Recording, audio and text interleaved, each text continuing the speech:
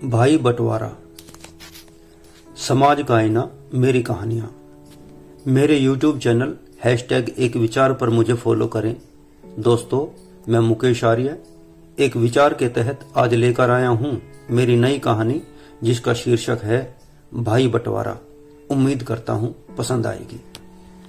आज सावित्री के चारों बेटे और दोनों बेटियां घर में इकट्ठा हुए हैं। घर का बंटवारा जो होना है, नंदू और सावित्री अब बूढ़े हो चले हैं। वह चाहते हैं कि अपने जीते जी जमीन जायदाद को बच्चों में बांट दिया जाए। उनके 3 बेटे और 2 बेटियां तो पढ़ाई लिखाई में बहुत अच्छे थे। उन सब ने पढ़ाई अच्छे से की, कोई इंजीनियर बन गया तो कोई डॉक्टर।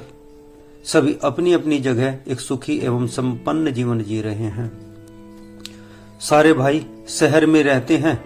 बहनों की शादी भी संपन्न परिवारों में कर दी गई, लेकिन सावित्री का छोटा बेटा, जो पढ़ाई लिखाई में बिल्कुल जीरो था, वह कुछ न कर पाया।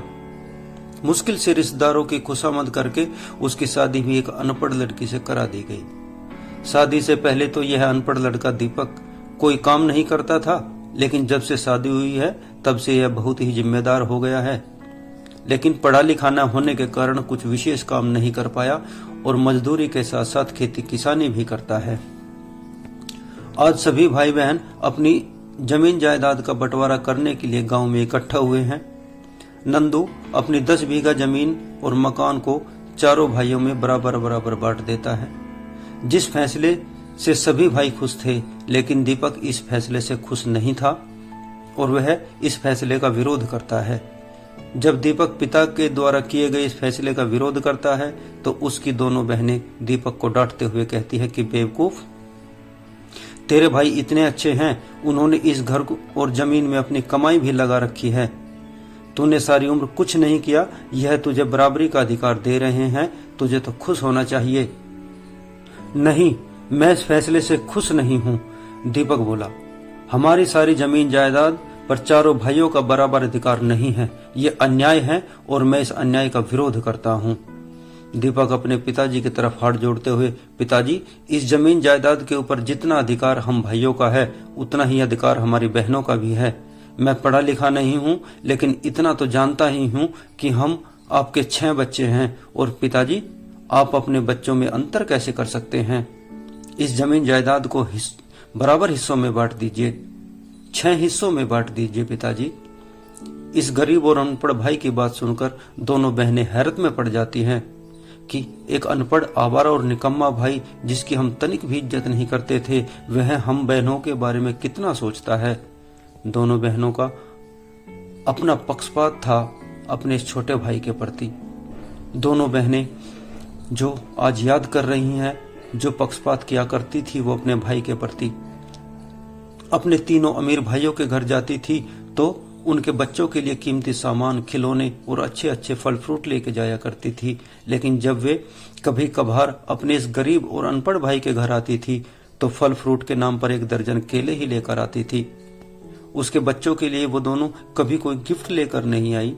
लेकिन आज उन दोनों को इस अनपढ़ और गंवार भाई की महानता की कद्र हो रही है। जमीन को 6 हिस्सों में बांटने वाली दीपक की बात का विरोध तीनों भाई करते हैं और कहते हैं, बहन को तो सारी उम्र देना पड़ता है।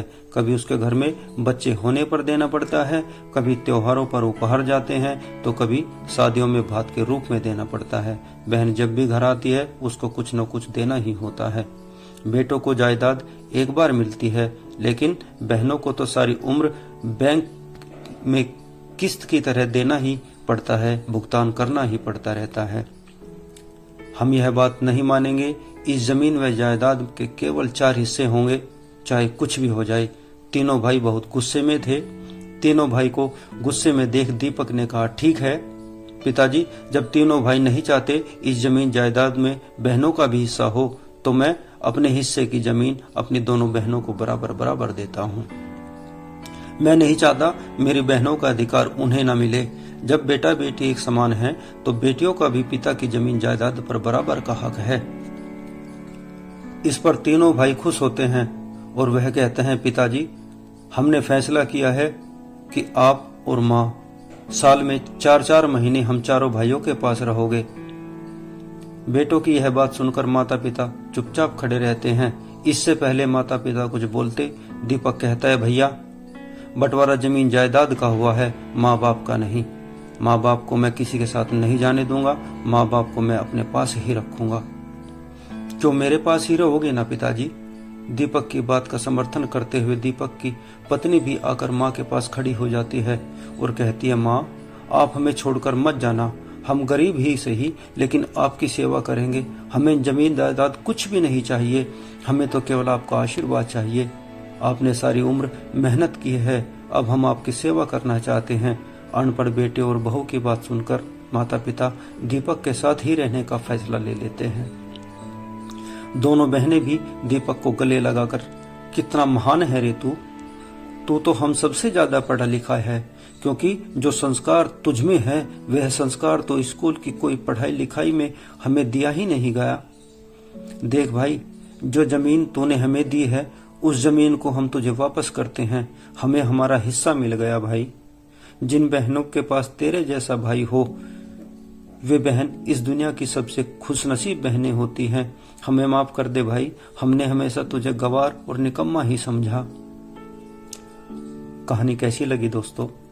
कहानी पसंद आई हो तो लाइक, शेयर, सब्सक्राइब और कमेंट जरूर कीजिएगा। बहुत बहुत धन्यवाद। फिर मिलेंगे किसी नए विचार के साथ। नमस्कार।